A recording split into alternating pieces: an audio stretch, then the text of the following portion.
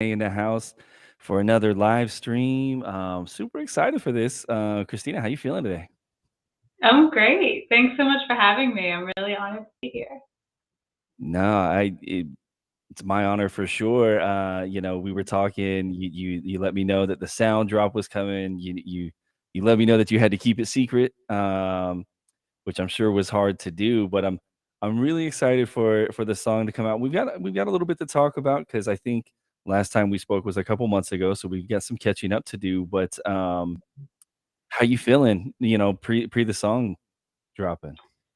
I'm excited. I'm nervous because I don't know what it's going to do.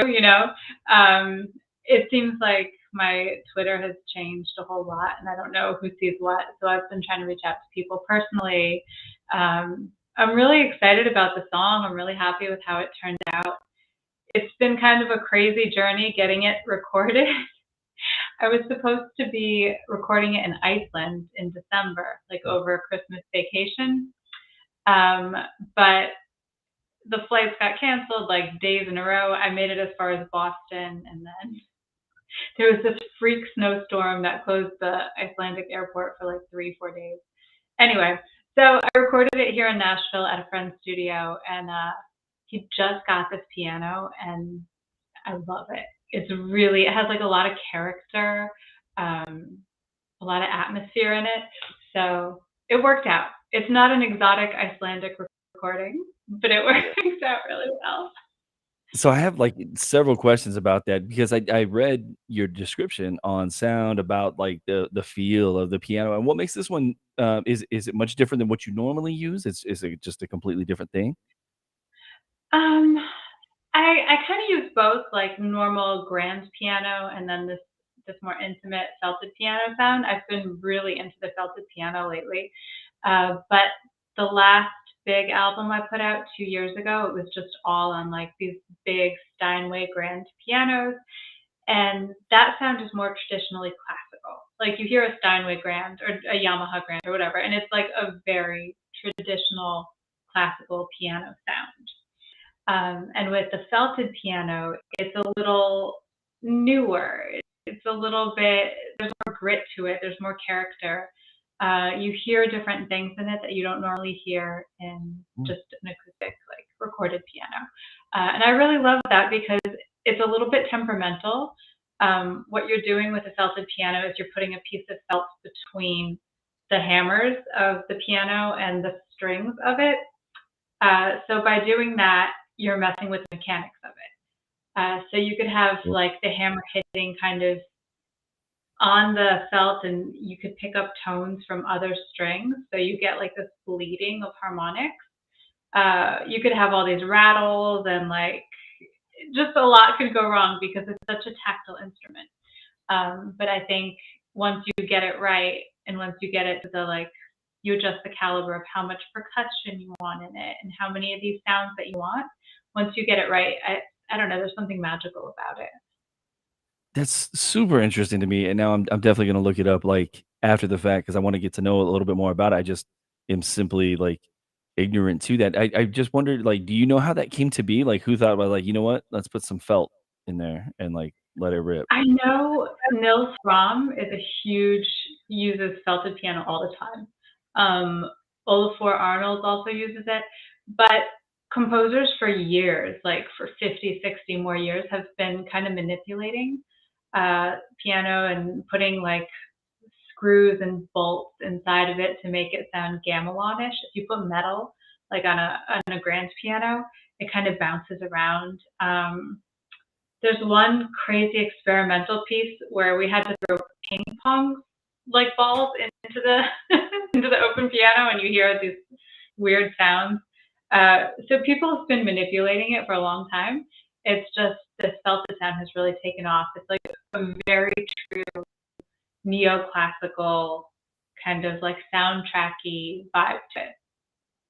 That's super interesting. Yeah, like I guess I never really noticed the nuance of it. I don't have nearly the trained ear that you do, but I'm very curious with that is the next question like that leads me to when you there's purists in everything, right? So, um you know, I'm sure there's kind of two trains of thought, like, hey, screw around with it, have a good time, see what you can come up with, and then the other people they're like, oh, I can't believe you would do this type of thing, right? Yeah, No? of course. Yeah, there are. But I mean, whatever. Everyone has an opinion. It doesn't really matter to me, you know? Yeah, yeah, that's true. I mean, as long as you're having fun, I mean, I guess to each their own type of thing. Back to your Iceland trip. Look, no shade on Boston whatsoever, but Boston is not Iceland. I've not been to Iceland, but I have been to Boston, and it's like, it's you know, it's Boston. It's okay. Um, are you gonna get to go back to Iceland, or at least attempt to go to Iceland? Yeah, my sister lives there, so it was gonna be like the whole family was gonna spend Christmas there, and I've been 2, 3 times before. So yeah, I'll get to go back and visit, but it was just a bummer because I couldn't be with my family for Christmas. And Mm, you know, for don't sure. travel there during the winter. It's not a good idea. It sounds freezing. It sounds freezing. I know they've got the, like, you know, all the steam and the volcanic, like, power and all that stuff, but, Yeah, no, I'm not a cold person, so I'm pretty out on that. neither am I. I mean, and I'm from Connecticut, so I'm not a cold person either. Yeah.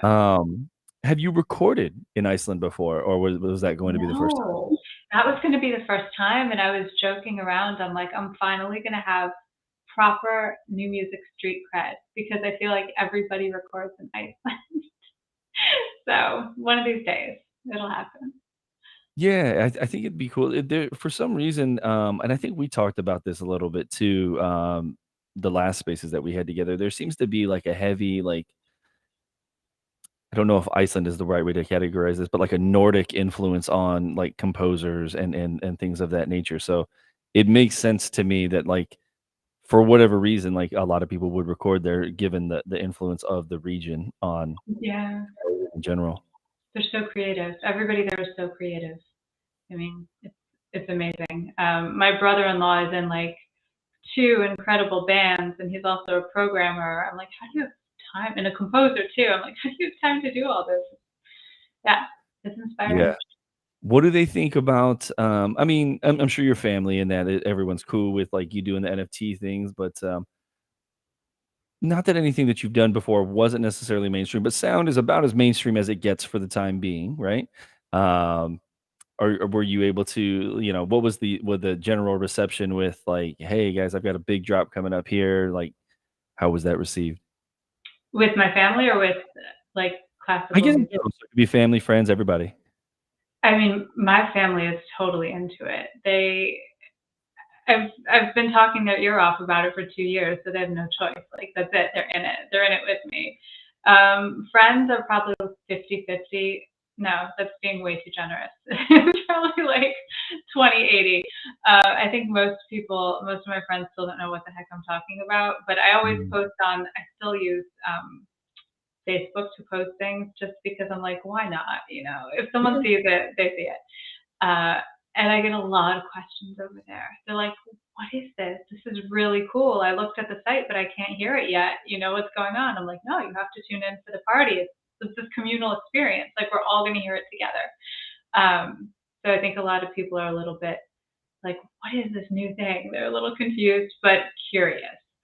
Uh, I haven't gotten any negative responses. I think the people who aren't into it just ignore it or don't even see my posts probably. I don't know. I'm probably muted from all those people anyway on Twitter. Yeah, it's fun though because you know we talked about it last time. You've been doing like the TED Talks and like really kind of bringing it to, as far as I know, like an audience that hasn't really necessarily been on the forefront of these things. Like you know, there's not a lot of classical music NFTs, and so I think that's really cool. That like, truthfully, like I don't think I'm overstating it when I say that you're pioneering. So. It's really cool. I'm a fan of what you do. Even you know, truth be told, I don't understand all the nuance of it. Like when you describe it to me and everything that you're working on, I'm like, geez, like this is just like the top level. So I'm super excited for you to be on here. You know, I think that this could open. e- I don't want to put pressure on your shoulders. I'm just saying, like, I think that there's the potential for this type of thing to maybe open doors for other people down the line, right? I hope so. Yeah. I mean, I really I really want more people to experiment and see what they could do with this technology and see what they could do with this new audience. And one of the things that I really love about Web3 and all of these is that it's not segmented by genre. It's just, here's an artist, here's their story, here's their music. And it's not like genre first. So you don't kind of have this bias going into it like, oh, well, I don't like jazz, so I'm not going to listen to this person. No, this is the artist. Here's the person's story. And so you get to connect on a more personal level with the music, I found, for sound, for catalog, for all these different platforms. It's like, in a way, it becomes more about the musician than everything else that we have before it. Yeah, no, I completely agree. And a funny thought I just had, being that you're based out of Nashville, I think I could be wrong, but I think that you actually are beating, like, I've not heard any country records on sound. So you might have taken classical to beat country to sound, which is a really No interesting way. thought. Wow, huh? We should get Sami Arriaga on there. He's here in Oh, Nashville. Sammy I don't did, but think, is he on sound? I'm not sure he is. yeah, yeah, Sammy's on there, but, I have to think. I'm trying to remember the record. I don't know. I listened to so many of them, but even still, though, like I do love. I just really love that you're pushing it forward like that. I'm super curious about the cover art that you decided on here. What is this? What is it about? How did it come to be? Is it something you created? Is it an AI thing or? It is an AI thing. I became obsessed with AI art. I'm like, let me just try to do something myself. Um, and I was going with a certain color palette that goes with like my website and everything else. And so I designed it in Lexica. Do you know that one? I don't know that one. No. Yeah, I haven't seen so many people post about it. I think they're still building. And yeah, I subscribed to them and got like their professional package. And God, it took me a weekend. It's addictive. It's too addictive. I can't go on those things.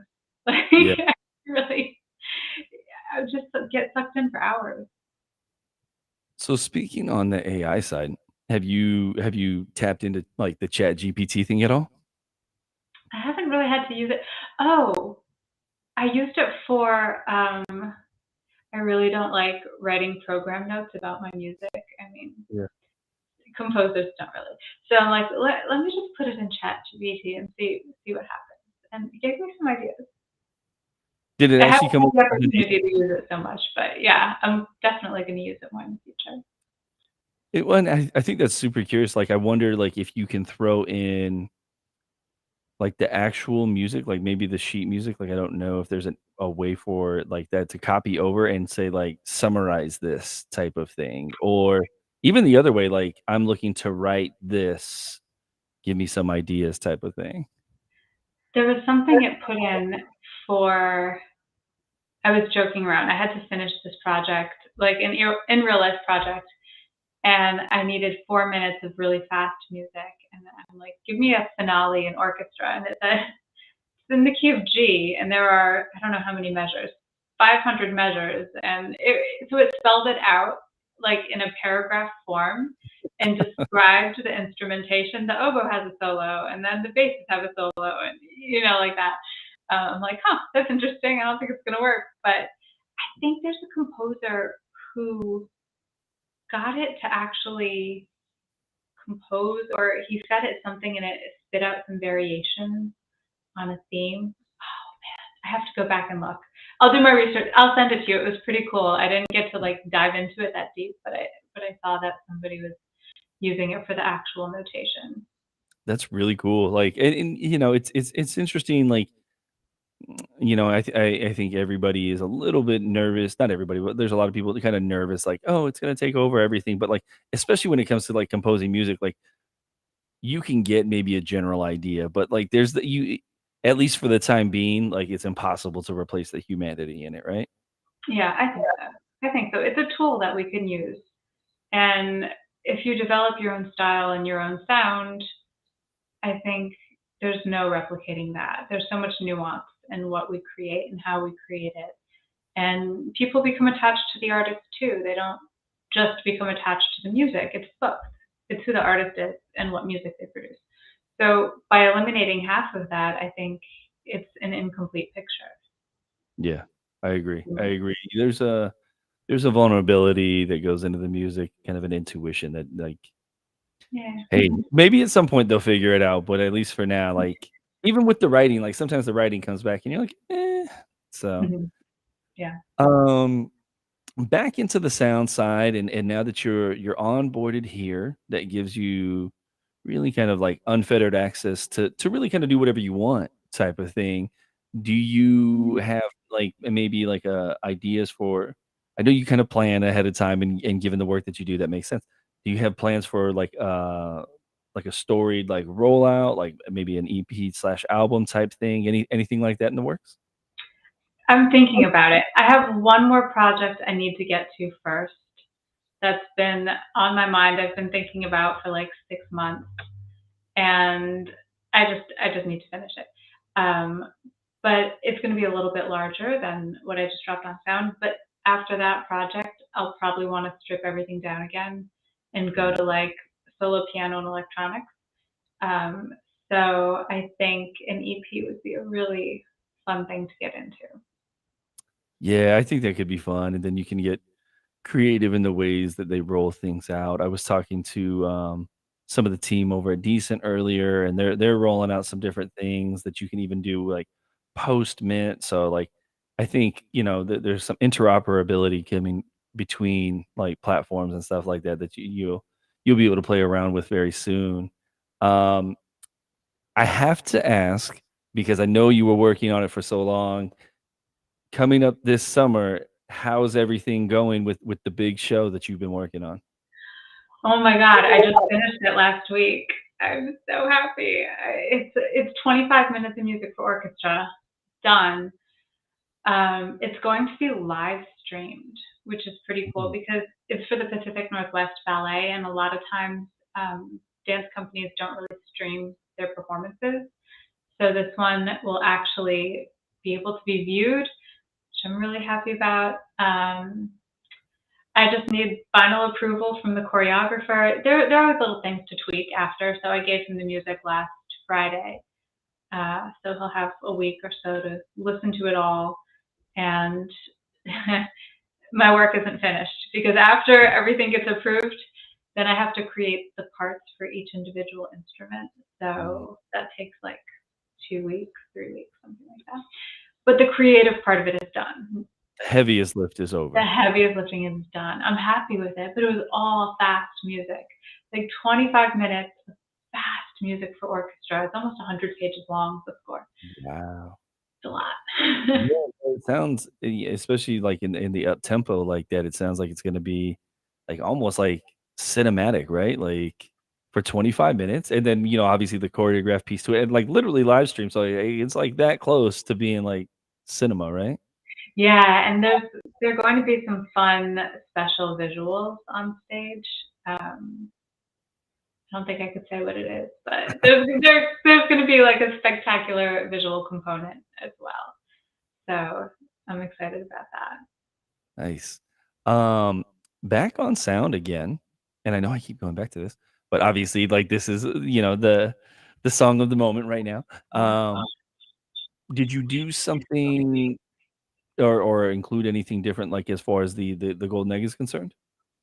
Uh, no, for this one, since it's my first drop on Sound, I just did the different artwork for the golden egg. I kind of want to see how the drop goes, and then for future drops on Sound, I have some ideas of what I'm going to include with it. But I was just going to play it straight for the first time releasing and focus on the music and focus on getting people's attention and awareness of it. That was my main goal. That's fair, that's fair.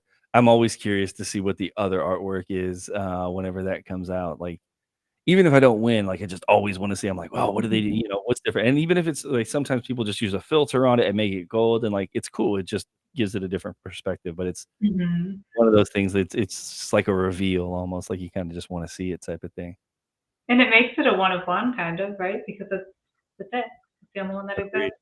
Yeah. Agreed. Yeah. One, if you look on the sound market, like really like every golden egg has just a super elevated price relative to every other piece in the same collection. So it truly does. Um I don't have a whole lot else for you. I'm like super excited for this. Like I kind of want to like I was hoping I could hear it beforehand, but of course on sound you can't quite hear it just yet. But what I will be able to do is after I collect this one, the next one you put up, I'll be able to hear before it goes live. So That's right. I mean, I could have also just given you a preview before too. There's a little preview on Twitter, little, like 30-second preview. you know what that'll do. I'll go find it. I'll go find it Yeah. for sure. I want to encourage everybody, whether you're watching now or you watch after the fact or listen after the fact, pull up for Christina if you can. The drop is on the 26th, which is this Thursday at 5 p.m. Eastern. There's going to be 25 editions for sale. Even if you can't afford it, or even if it's not your bag, or whatever it may be, you can always retweet. Christina's been out here in the space for a long time, really interacting with a lot of musicians, doing a lot of good work, and has some big things going. Christina, the floor is yours if you want to sign us off with anything. I think you're at Christina Spinay on everything, right? Yeah, at Christina today. No H in Christina. I know it's kind of a tricky name for people to get. But yeah, I'm really happy about it. Thanks to you for getting me help, and I never really expected that I would be on sound, being a classical musician and instrumental, and I'm just so thrilled to be able to share my music there. I'm so excited about it. And I really love the piece. I hope other people love it too. And yeah, I'd love to know what people think of it when it comes out. So Bet. thanks. So make sure you guys follow her, Christina Spinay. Oh, on Lens too. By the way, I recently got on Lens and I noticed that like you're going crazy over there, like regular superstar. I'm like, golly, like I gotta get like Christina over here. So I love check her out Len. on the platform. She's everywhere. Um, we'd love to have you set up a profile on Huddle In, by the way. Um, small I'm all plug. ears. Subtle plug. Um, thank you so much for your time. Really, really appreciate you. Everybody, I'll give you the date one more time. January 26th, this Thursday at 5 p.m. Eastern. Pull up, listen if you can, collect if you feel so inclined. And Christina, we'll check in with you on the next one, I'm sure. Perfect. Thank